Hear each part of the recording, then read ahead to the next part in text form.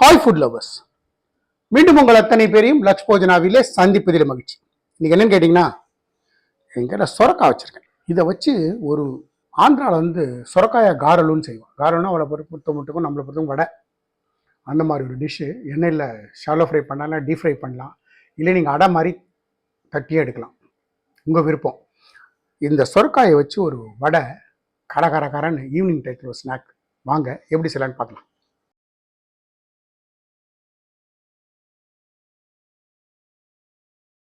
முதல்ல இந்த சொரக்காய் காரில் பண்ணுறதுக்கு, வடை பண்ணுறதுக்கு நான் ஸ்டவ் ஆன் பண்ணி ஒரு பேன் வைக்கிறேன். பேன் நல்லா சுடட்டும். நான் என்ன பண்ணுறேன், பொரிக்கிறதுக்கு தேவையான எண்ணெய் இதில் விட்டுறேன். முதல்ல எண்ணெய் சுட்டுன்னு இருக்கட்டும்.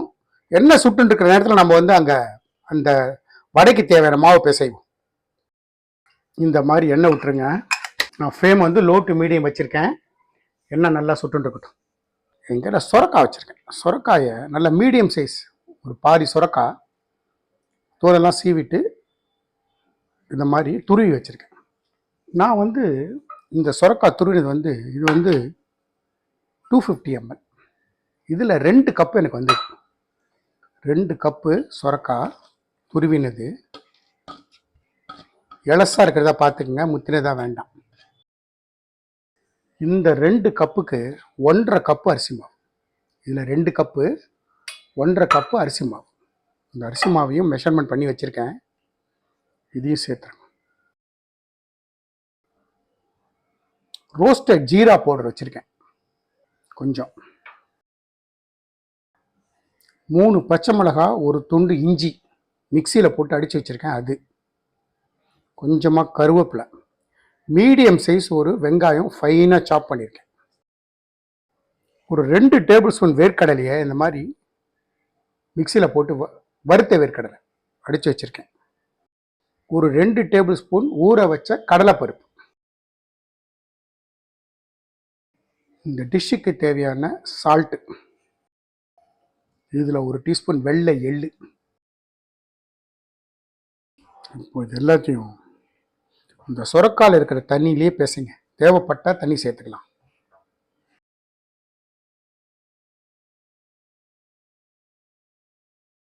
பார்த்தீங்கன்னா இப்படி பிடிக்க வரும். எண்ணெய் தண்ணி இது வரைக்கும் நான் சேர்க்கலை.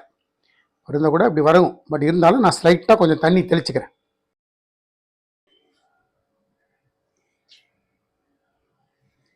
ஒரு 2 டேபிள் ஸ்பூன் தண்ணி சேர்த்துருப்பேன். நல்ல ஒரு சப்பாத்தி மாவு கன்சிஸ்டன்சிக்கு பிசைச்சிக்கங்க. நான் இன்னும் கொஞ்சம் தண்ணி சேர்த்துக்கிறேன். கொஞ்சம் கொஞ்சமாக பார்த்து தண்ணி சேருங்க.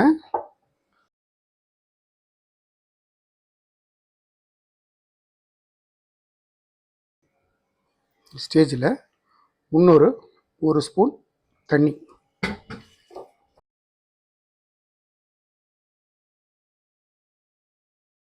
இந்த மாதிரி நல்லா தட்டி வச்சுக்கோங்க. ஒரு 5 மினிட்ஸ் இருக்கட்டும்.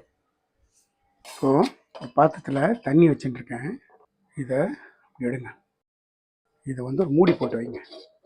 ஓப்பனாக வைக்காதீங்க, காயக்கூடாது. இந்த மாதிரி எடுத்துகிட்டு நான் ஒரு பால் கவரில் எண்ணெய் தடவி வச்சுருக்கேன்.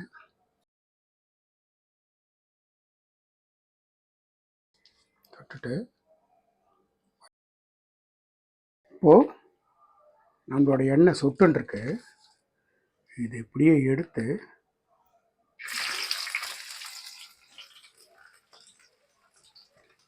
நான் இன்னொன்று பண்ணுறேன் பாருங்க. கொஞ்சமாக எடுங்க, நல்லா தடவிக்குங்க.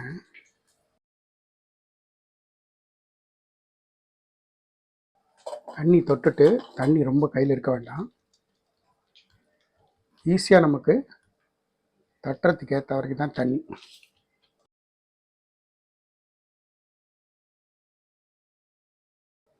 இப்போது இந்த பக்கம் நடுவில் நல்ல ஒரு ஓட்டை போட்டுருங்க. போட்டுட்டு எடுத்திங்கன்னா வந்துடும். எடுத்து விட்ருங்க. மறுபடியும் எண்ணெய் கொஞ்சம் தடவின்னு இருக்கேன்.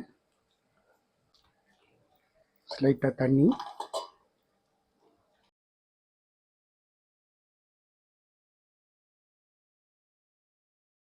நடுவில் நல்ல ஒரு ஓட்டை. மறுபடியும் எடுத்தீங்கன்னா இப்படி வந்துடும்.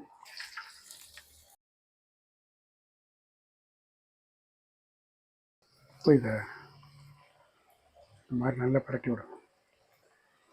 ஒரு பக்கம் ஆனதுக்கப்புறம் திருப்பலாம்.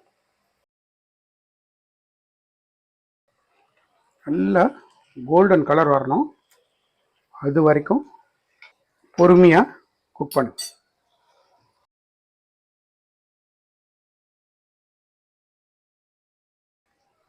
ரெண்டு பக்கமும் திருப்பி போட்டு குக் பண்ணு.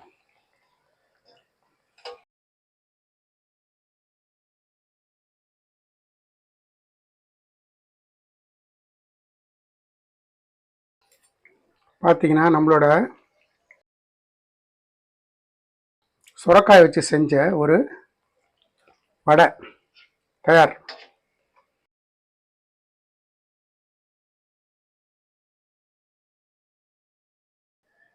சுரைக்காய் வச்சு செஞ்ச ஒரு வடை அட்டகாசமாக தயாராகிடுது. சுரைக்காய் வச்சு நம்ம செஞ்ச ஒரு வடை ஃபென்டாஸ்டிக் ரெசிபி, ரொம்ப நல்லா இருக்கும். ஈவினிங் டயத்தில் சிம்பிளாக ஒரு ஸ்நாக்ஸ் மாதிரி வீட்டில் செய்ய முடியும்.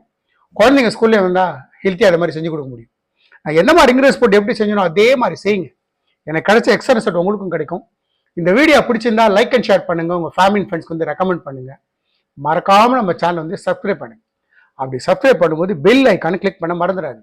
தேங்க்ஸ் ஃபார் வாட்சிங் my all videos. Lakshman signing off from லக்ஷ்போஜனா.